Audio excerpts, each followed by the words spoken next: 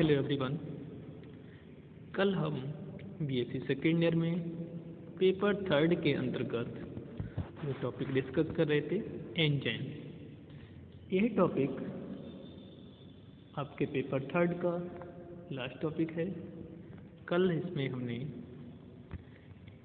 Enzymes का introduction बताया था। इस पे हमने बताया था कि उन्होंने तथा हेंस जो बर्नर साइंटिस्ट थे इन्होंने सबसे पहले ईस्ट में जाइमेज एंजाइम को देखा था। उसके बाद हमने इसकी डेफिनेशन को डिस्कस किया था। डेफिनेशन के बाद हमने इसके एग्जाम्पल को डिस्कस किया था। एग्जाम्पल के बाद हमने जो डिस्कस किया था कल classification of enzymes. Classification enzymes में हमने कल सिंपल एंजाइम्स को डिस्कस किया। उसके बाद complex enzymes second type. Complex enzyme को भी निम्न पार्ट्स में 3 पार्ट्स में डिवाइड किया था, जिसमें prosthetic group, coenzyme group, metals ion. इसमें हमने कल प्रोस्थेटिक ग्रुप तथा कोएंजाइम को डिस्कस किया। आज हम इसके आगे का पार्ट डिस्कस करने जा रहे हैं। ये थर्ड पॉइंट, मेटल आयंस। कुछ एंजाइम्स को उनकी कैटालिटिक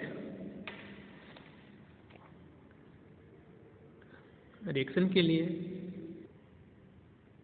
मेटल आयंस भी की आवश्यकता पड़ती है। मतलब उसमें कैटालिटिक रिएक्शन हो तो उसके लिए किसकी आवश्यकता पड़ेगी?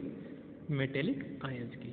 विभिन्न मेटेलिक आयंस एंजाइम के साथ कोफैक्टर का कार्य करते हैं।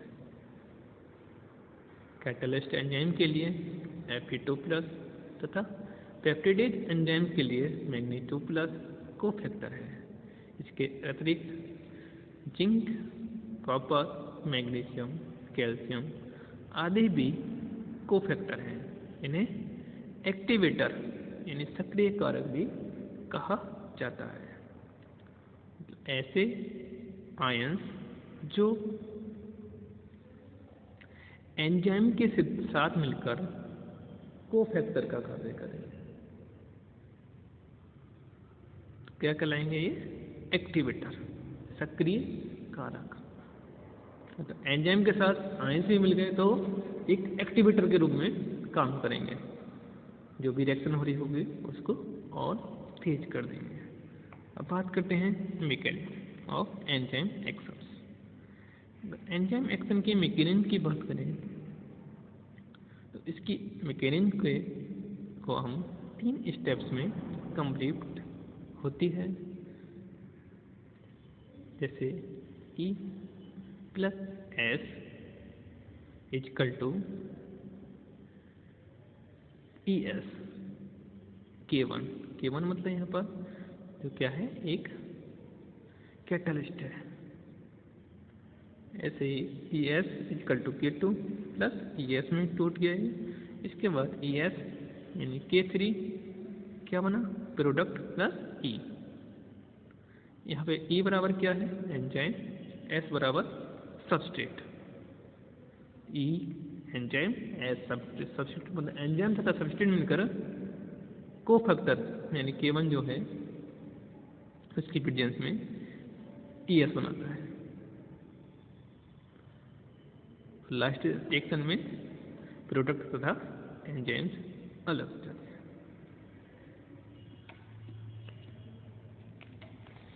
एंजाइम की कैटालिसिस मैकेनिज्म को समझाने के लिए निम्न 2 हाइपोथेसिस यानी परिकल्पनाएं दी गई। मैं पहली परिकल्पना की थी, क्या थी? लॉक एंड की हाइपोथेसिस। लॉक एंड की hypothesis. Induced, second induced fit hypothesis. अब बात करते हैं फर्स्ट हाइपोथेसिस, लॉक एंड की हाइपोथेसिस। जैसा कि इस डायग्राम में आप देख रहे हैं, ये क्या है? हमारा सबस्ट्रेट। इसको हमने किससे रिप्रेजेंट किया है? S। ये प्लस एंजाइम, एंजाइम हमारा किसकी तरह रोल कर रहा है, प्ले कर रहा है यहाँ पर की तरह, और ये लॉग। जब हम इसको रिएक्ट कराएंगे तब एंजाइम सबस्ट्रेट कॉम्प्लेक्स बनेगा, मतलब इससे एंजाइम जुड़ गया तो किसकी फॉर्मेशन होगी, एंजाइम सबस्ट्रेट कॉम्प्लेक्स की। इक्वल टू ये किसमें टूट जाता है आगे चलकर, एंजाइम से इसमें अलग हो जाता है और हमारा प्रोडक्ट निर्मित हो जाता है। तो इस थ्योरी को हम क्या कहते हैं, लॉक एंड की हाइपोथेसिस। लॉक एंड की हाइपोथेसिस। इस हाइपोथेसिस को सन 1894 में एमिल फिशर, एक साइंटिस्ट थे एमिल फिशर ने दिया था। इनके अनुसार एंजाइम्स प्रोटीन की एक लंबी चेन है जो कॉइल्ड होकर एक रिजिड कोलाइडल पार्टिकल्स बनाती है, जिसकी सतह पर कैविटी होती है। यह कैविटीज एक्टिव सेंटर कहलाती है, मतलब जो कैविटी है क्या कहलाएगी, एक्टिव सेंटर।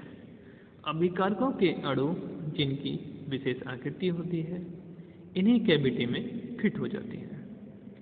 तो जो कंपाउंड्स होंगे या मॉलिक्यूल्स होंगे जिनकी की एक विशेष आकृति होती है वो इन्हीं कैविटी में फिट हो जाते हैं, इसलिए इसे लॉक एंड की थ्योरी कहते हैं। ताला कुंजी थ्योरी, हिंदी में बोलते हैं इसे ताला कुंजी थ्योरी। इनमें एक्टिव ग्रुप जैसे NH2, COOH, OH, SH आदि होते हैं। इन्हीं के कारण एक्टिवेटेड कॉम्प्लेक्स बनते हैं। बात करते हैं second type, induced hit hypothesis. यह हाइपोथेसिस कोसलैंड ने सन 1960 में दी थी। इस परिकल्पना के अनुसार एंजाइम की एक्टिव साइट हार्ड नहीं होती बल्कि यह लचीली यानी स्मूथ होती है, जबकि सबस्ट्रेट कैसा होता है, हार्ड होता है। और जब यह क्रिया में भाग लेता है तो एंजाइम सबस्ट्रेट को चारों ओर से घेर लेती है और एंजाइम सबस्ट्रेट कॉम्प्लेक्स बन जाता है। इस प्रकार एंजाइम के मॉलिक्यूल में स्ट्रक्चरल परिवर्तन होता है। सबस्ट्रेट द्वारा प्रेरित इंड्यूस्ड होता है। अगर इसके एग्जाम्पल की बात करें, अगर इसको हम रिएक्शन के द्वारा देखना चाहें तो ये हमारा क्या है, एंजाइम किस फॉर्म में है, ये देखो इसकी फॉर्म अभी क्या है। और सबस्ट्रेट हमारा एक रॉड लाइक स्ट्रक्चर है और ये हमारा एक लंबवत स्ट्रक्चर है। अगर हम इसको इसके साथ रिएक्ट कराते हैं तो कैसी फॉर्मेशन करता है, ये जो सबस्ट्रेट होता है उसके चारों तरफ कवर कर लेता है, यानी जो सबस्ट्रेट वाला पार्ट है उसको चारों तरफ से घेर लेता है। ये क्या कहलाता है हमारा, ES यानी एंजाइम सबस्ट्रेट कॉम्प्लेक्स। अब बात करते हैं factors affecting enzyme catalysis reaction. Enzyme catalysis reaction को प्रभावित करने वाले निम्न कारक हैं, मतलब कौन कौन से कारक हैं जो एंजाइम कैटालिसिस के रिएक्शन को प्रभावित करते हैं। जिसमें क्या है, number 1 effect of heat. Heat में क्या होता है, अगर हम कोई रिएक्शन चल रही है उसमें जो हीट है हम उसको गर्म कर रहे हैं, अगर उसकी कम कर दें तब भी वो प्रभावित होगा और ज़्यादा कर दें तब भी प्रभावित करता है। इफेक्ट ऑफ pH, इसकी जो pH वैल्यू होती है यह भी इस रिएक्शन को कंप्लीट होने के लिए रेस्पॉन्सिबल होती है। Next, effect of enzyme concentration, मतलब एंजाइम्स की जो कंसंट्रेशन है वो भी इस रिएक्शन को प्रभावित करती है। अब बात करते हैं कैरेक्टरिस्टिक्स ऑफ एंजाइम्स। एंजाइम्स के क्या क्या कैरेक्टरिस्टिक होते हैं, क्या क्या लक्षण होते हैं।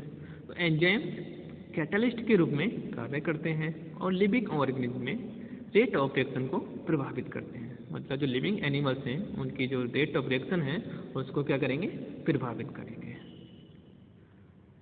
सेकेंड, रिएक्टेंट या सबस्ट्रेट को प्रोड्यूस्ड प्रोडक्ट में चेंज करने के लिए एंजाइम की बहुत कम मात्रा की आवश्यकता होती है। मतलब जो रिएक्टेंट होगा या सबस्ट्रेट होगा वो प्रोडक्ट में कन्वर्ट करने के लिए एंजाइम की मात्रा जो होगी वो बहुत शॉर्ट होती है, बहुत कम होती है।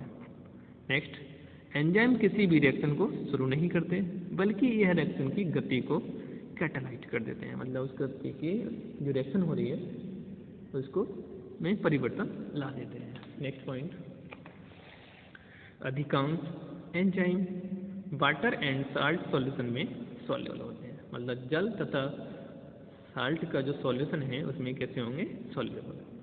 साइटोप्लाज्म में यह कोलोइडल सॉल्यूशन बनाते हैं। जो साइटोप्लाज्म होता है सेल का उसके अंदर क्या बनाएंगे, कोलोइडल सॉल्यूशन।